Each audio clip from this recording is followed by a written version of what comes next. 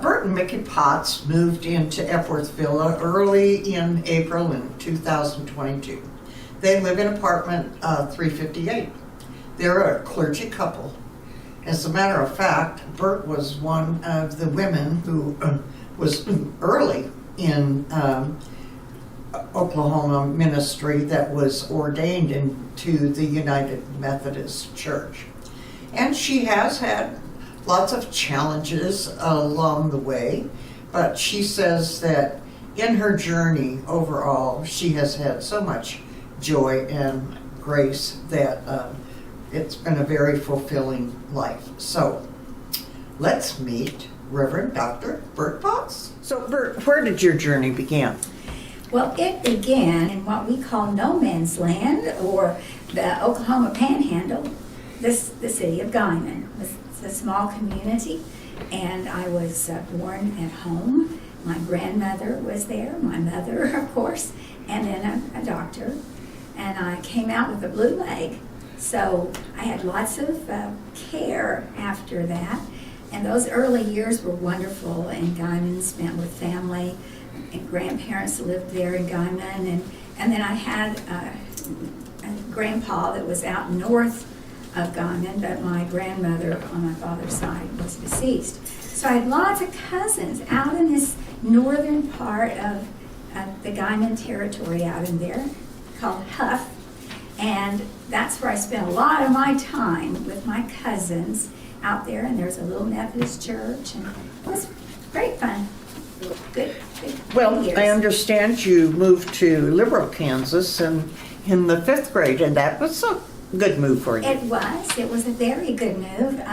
I'd had some experiences in Guyman where I had a lot of influence of other faiths. So my mother's parents were Foursquare Gospel, and so there was a great Foursquare Gospel. And they had a great emphasis on salvation. So there was a time in my life where I was in a little upper room and I was supposed to be saved. And I didn't like that. And we went to the Baptist church, and I had training union and got all my stars for learning scriptures and all that kind of stuff. And then suddenly the pastor was saying, you need to be baptized, and we're going to dunk you in this pond there. And I didn't like that. So moving to Liberal was a joy, because we got connected with the Methodist church there, and a pastor who was soft, nice, understood children, and anyway, he baptized in a way where he lays the water on your head, and it was calming, and I felt like I belonged, and I really did baptisms like that more often than not in my ministry. That was wonderful. Well, but later, life changed for you. Your parents moved the family to Woodward because they were opening up a new business. That's right, and I had just kind of found myself at Liberal. I had a lot of friends, but I was starting to sing and had gone in a talent contest, so I wasn't sure about moving. But we went to Woodward, and the same kind of thing started happening. Lots of friends and lots of activities, and I ended up having more emphasis on singing at Eastern Star meetings and rainbows and church and choir and playing for the choir and all those kind of things. So music was my life. It was at Woodward that I met Mickey. He became like a really good friend, and he dated my best friend. We sang in a hootenanny group and went to church camp together, all those wonderful, wonderful things. And so how big were your classes then? I mean, in school? You know, I don't know. It was probably a medium-sized high school at that time. I don't remember there being huge classes. I mean, we certainly sat in at least half section of the floor when we graduated. Oh, okay. But it really was a wonderful time, and I look back over all that. I was involved in a little social club called Sub-Debs. My mother-in-law was involved in that, so it passed on down to me. And I only say that because when I looked back at all the photos and everything, I started thinking, gosh, that was an exciting time, that this Spudnut shop shaped my life. And a Spudnut shop was a donut made out of potato dough, and it was real tasty. So my parents opened up that bakery, and they then had me on the cash register and doing hospitality, cleaning up the tables and all that kind of stuff. But there was one other aspect that served me well, and that was they had to get up early dawn, go in to get the bakery ready. Daddy was in there at 3 a.m., Mother followed. And I was home to get myself up to go to school.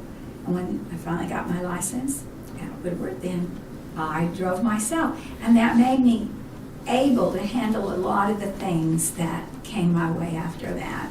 Okay, gave you some independence, but Yeah. responsibility too. Yeah, that was interesting to go back and see So that. something, and you stayed in Woodward till you graduated from high school? Yes, and then that was the big decision about where was I going to go to college and what was I going to go to college for. And all I really had been excited about were people and music. And so, of course, Oklahoma City University had one of the best music schools in our area. And so I ended up going there, but you have to understand, that I wasn't a performance person, even though I performed. And so that school was really over my head, and Leona Mitchell, who's a great opera star, was in my class. Oh. And when I heard her sing, I knew I didn't belong there. But I stayed there a year and a half, and they really were wonderful to me. But I found it just wasn't fitting for me. Well, by that time, Nikki and I had been dating. We decided we were going to get married. He was going into the ministry, so I thought, well, I'll just go change my major to religion, and I'm going to be a great wife for him. And that's how it all happened within, we moved when I was a junior to Durham, North Carolina. And so I changed and got involved in the School of Religion out there, which was another performance kind of thing, academic. And so finding work was really hard. What year are we talking about? I was married in 68. We got to Durham in 69. Okay. Yeah. So it was, and Nikki was older than me, so I was trailing along. But I say these things because they really were instrumental in helping me finally become the person that I came to be. That you thought you wanted to be anyway, isn't it? Okay.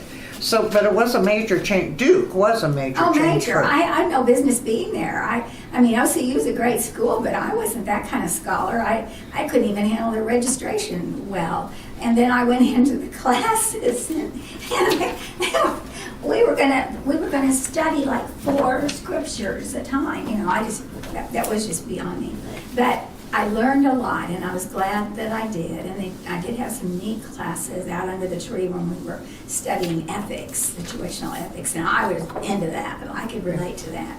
So, Was this the School of Religion that you had? Yeah, it was the academic part of Okay. when you're dealing with. Well, you had a lot of first-time experiences. I did.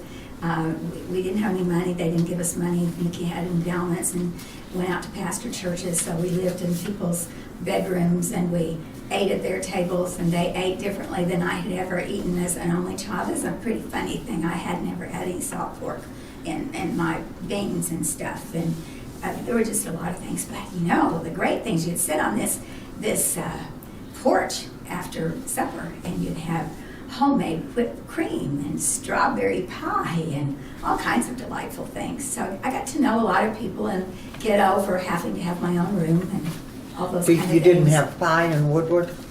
Not like that. Okay. All North right. Carolina food, I know, man, it was good. Salt pork and all. Okay, but you were there for about 5 years. Yes. Your husband got the training he needed or Yes. wanted, and then you did what? Well, something happened to me, and this is an important part. I was in the School of Religion, and I was trying to be a good wife. And they had a group called Divinity Dames, and the Divinity Dames were to tell these young women how to treat their ministerial husbands. So I did all of that, and as a result of that, I thought everything I would do would be in his world and supporting. But that didn't work out so well, and fortunately for us, we were in a little marriage class, and they said, Bert, you need to find your own place. So at that point, I got an educational assistant position at a little church called Asbury Nine Methodist Church in Durham, and that's when Bert came to be. They nicknamed me the Bert. I loved the people, they loved me, I found my home. And so I knew that I wasn't going to just be a minister of education in the normal way. I got my license to preach. I don't know why all those very black-suited men decided it was okay to pass me when I wasn't going to seminary or anything, but they did. So I was going to be a minister of Christian education. Started that. Mickey had to go back to Oklahoma to get ordination done, and so we went back and we stayed only a year. They appointed him to youth ministry, and by that time he didn't really want to do youth ministry anymore, and there wasn't any place for me, and that was the beginning of how we knew it was going to be tough for years to come. So we looked at options, ended up in Lawrence, Kansas, and I got a job as a director of Christian education, and Mickey got into his training at Topeka State and all the other places, and everything was just great. I was enjoying that, and then I decided. Well, you were in school at Lawrence too. Yes, I was taking different classes and going to Kansas City some. Everything was just fine until I found out I was pregnant, and that sort of changed my life a bit. And I knew I couldn't stay in that particular job and be pregnant, and so I decided, well, I know all the guys, when they decide they're going to seminary, they get an appointment, a student appointment. So I decided, why don't I just ask for a student appointment? So I got a 2-point circuit outside of Topeka, and I was traveling back and forth to Kansas City, and all was going well, and I'd been appointed these churches, and the first church was Hoyt, and it's where we lived, by that church. They put in a nursery, and they took care of my baby, and I was not going to go to Kansas City and put my baby on the road with me. That's what they expected. There was a residency clause. So they suggested, as conference leaders, and they thought, Bert, why don't you just go to a different seminary? And I'm going, are you kidding me? They suggested Central Baptist Seminary.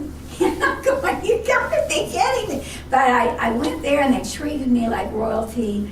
And there were a couple of other women that were missionaries, but they didn't have anybody like me at that time. And so they were just really good. It were the years when, Michael would be on the floor with me at 4 a.m. laying on a blanket, and I was studying Hebrew. It was an idyllic time. And by that time, the conference had moved me to a closer church to Kansas City, and it was delightful. And then you had another move. Yes, or at least. That's right, we did. I finished school and was ordained a deacon in the Kansas East Conference. Mickey felt that he needed to get back to Oklahoma, and he had found this job that he wanted at St. Anthony's, where he'd be a chaplain and he could also study. And so then, what was going to happen to Bert? And it just so happened that the Oklahoma Conference at that time, especially the bishop, didn't feel very good about clergy couples and didn't want to appoint clergy couples. It was too hard to find a setting for both of them. So fortunately for me, there was a man named Reverend Harold Leverage, who was a part of Epworth's beginning. Rosemary lives up on the floor where we are now, and he knew us. And he was able to take his position of a director of Christian education, open it up, get approval from the cabinet to make it a appointment, which meant I got to have pension, which was really an important thing.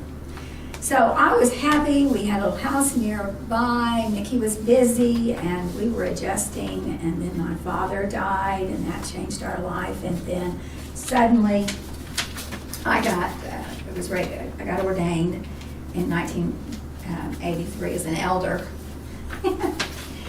I had told this district superintendent I would really like to have another pulpit, but don't move me as an associate because I don't want to move. Sure enough, call comes. We want you to go to Church of the Servant in Oklahoma City. And I said, I don't want another associate position. I argued. And so took 2 rounds, and then the bishop called and said, you're going to go. And if you don't, you're going to not maybe have an appointment. I don't know. you just better go. Stay there 6 years. So that's what I did. Had a grand time, learned a lot. It was a big, big challenging thing. 'Cause it was an alternative congregation, and I had to learn how to. A big congregation. A big, huge congregation. I had to develop a new area of ministry. Plus, at that time, I was told we weren't going to use God language. We were going to have a way of expressing God in a lot of other terms. And it was tough, but wonderful. My mother moved in with us to take care of Michael, and he went to elementary school, and the educational program there was wonderful. And so then, after 6 years, I get a call to go to Trinity Purcell. And that was my favorite. I shouldn't have favorites, but that was my favorite. And why is that? Well, part of it is just Purcell, because it was just so quaint. It was like a postcard, and the church sat right next to the parsonage, and it was a lovely little parsonage. And Michael was happy in school, and I could go over there, and I could preach my sermons to myself, and then I was preaching without notes. So that was my goal there. So I loved it. The people were great. We got involved in a building program and built a big entry so we could have caskets into the sanctuary, and we built a big new fellowship hall, a new kitchen, and redid the youth room. I mean, it was quite a deal, and I learned all about leading building programs. So okay, all right. I didn't want to leave. Got another call. You're going to Sunny Lane, Del City. And that turned out to be, it was an impressive church, but I was following a very conservative person, and the church wasn't sure. They had a little pushback on whether they should have a female or not.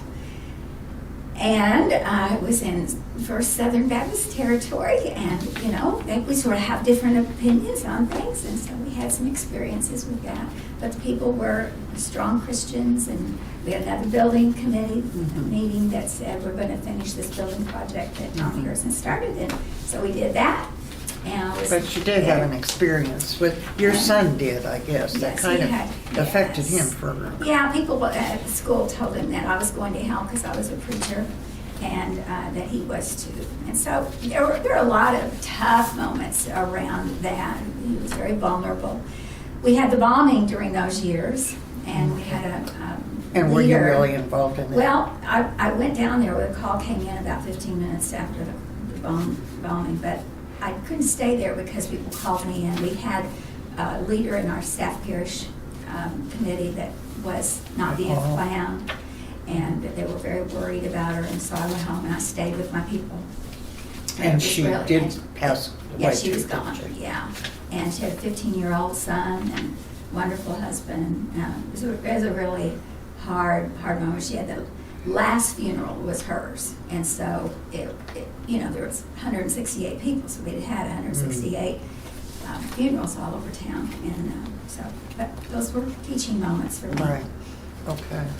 And then, so where else have you served? Then I got a call to go to Quail Springs United Methodist Church. It was only 10 years old at that time, and it was delightful, hard, and we built again, got the Christian Life Center over there, and now another building program happened after I left, and they got the church together, and that was the most exciting thing, to see what one building can do, because they had no space, so they couldn't even have a dinner, or it was hard to even have children's programs, Vacation Bible School. But once that was done, we just had all kinds of ministries going, and it was great fun.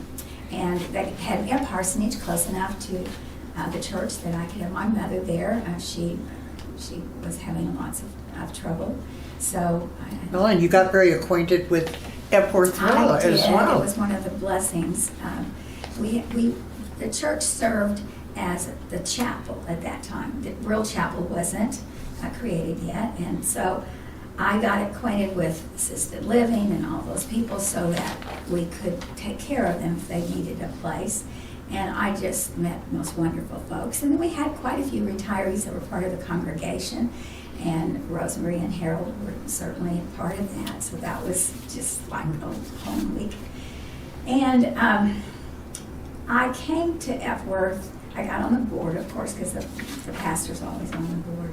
And I just learned a lot about what it was going to take for this institution to minister to all these people and be ecumenical and all that kind of stuff. And I also felt at home, and I had lots of fun, and I loved to come over and eat with people, and they let me go in that salad bar. I thought that was just the best thing ever was. And then I was in and out of the apartments and visiting, and it was just the greatest place ever, as far as I was concerned. Did you serve any place else? Yes, I was then asked to go to Stillwater, and I was district superintendent and had 45 churches, something like that. And I was there for 5 years, and there were lots of challenges for that. The office had some issues, and I was always getting lost in Osage country out there. I had late at night meetings, and it was a funny thing. But I enjoyed it. I enjoyed Bishop Hayes, and so then he said, he called me, Bishop Hayes did, and said, "We're looking at your birthday and how many years you got to serve. And I'm afraid if we don't get you to first in Edmond, it's going to be tough to get that placement."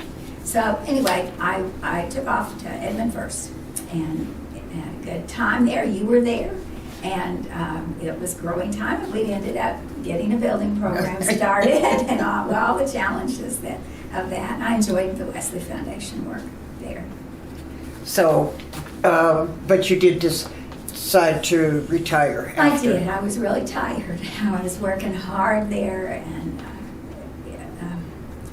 I had some back problems and leg problems, and so I just decided, all these people keep coming and telling me that they're going on this trip and they're going on this trip. And I want to go on a trip. I want to have fun. So I retired and in 2014, and we traveled for a while. I learned how to cook. I never did know how to cook very well. And just had a great time. About the time I had gone to the district, our son had married Sarah. And they were married 2 years, and then they had a little girl named Ripley. So by the time that I retired, I got to be one of the grandmas who would go pick her up. Okay. And so I picked her up once a week, or sometimes twice a week, and then we would have her all evening, and she'd stay with us some on the weekends, and we took her on vacation, and those were delightful years. And I was glad I was young enough to just really enjoy it. Is she in college? She is 15 and is at Cassidy, and just coming up from Spain. She went over there for this music program that they have, that they tour and let the band and the chorus sing. Is she performing? She performs, yeah, she sings in it, and then she's been in the little drama Clue, and she was in Mamma Mia. She didn't have great parts, but she had parts, and she's learning, so it's exciting. That's great. Okay. Well, talk a little bit about why you chose Epworth. Well, we didn't really have plans to move in here as young as we are, but it was getting harder and harder to do all the yard work, and it was a big house. It was a 4-bedroom home, and it was great for COVID, and Mickey moved his office in there and all that, but I was really getting tired, and I knew I couldn't take care of it, and so anyway, we started thinking, well, maybe we ought to check out to see how this loan payment is going to work out, and because it was great monthly, but it wasn't going to pay that house off. Well, our realtor got involved, and she said, "You're going to sell this house." And about that time, this new wave of the market for homes to be sold came. And they put our house up on the market, and it was just gone. And it had enough for us to get in to Epworth. We had searched other places, but nothing was going to make me happier. We couldn't get a big place, but we got a charming place, and it is a delight to be here. Yeah, it is, and safe.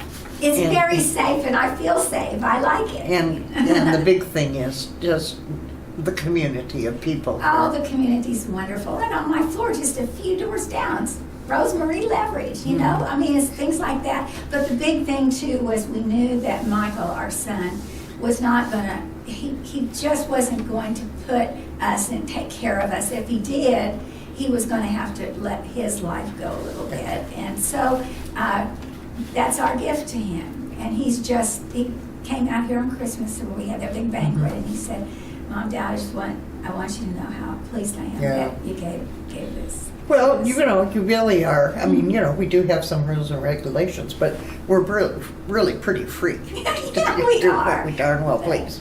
So when you look back over your life in the church and as a clergywoman, and sometimes we call clergy couples, there aren't too many around. What do you see for others in the future for the church in general? Well, what we have to see is look at the past and where we've come, and now, even if you go down to Brill Chapel, you're going to see many women clergy in the pulpit there. I was one of the few before, and we got more. We got women chaplains. So I think all around the world, women are coming into a new relationship of leadership, and that's our hope, that things will change. And there is a pushback, just like I felt pushbacks when people didn't want a woman, that our church will go down, Well, there's pushback all around the world when women take leadership today. And so I think there will be pushback, and I think we will have to stand and help. Now, the changes in the church, our denomination is having a real struggle. And it's, people that I have loved and worked with, even though we disagreed sometimes, to think of us not being a part of the same covenant is difficult. But I've looked at Nazarenes and Assembly of God, they've all parted from us as Methodists. So I'm thinking this parting of the ways will have a rough time, but it also gives us the chance to realign. District churches may come together. People may see church in a new way. The online church may become a really important factor. Well, the pandemic had an awful lot to do. It did, and we learned a lot of things. It was hard, but we learned a lot. And so I feel hopeful. I can't say that it's kind of like a building program. You're hopeful. It's going to be great, but somebody has to really work hard to get to the fruition of that. And that's the way I feel, but I'm hopeful.